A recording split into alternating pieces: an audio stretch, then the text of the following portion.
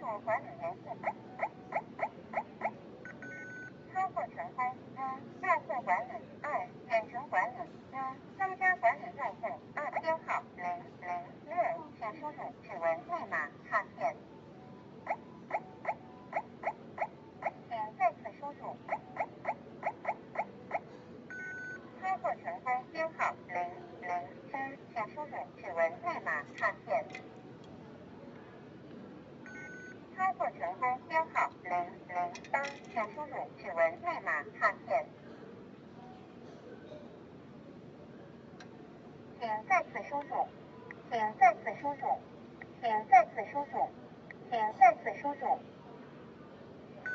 操作成功，编号009，请输入指纹密码增加管理用户用户管理2，点退出设置。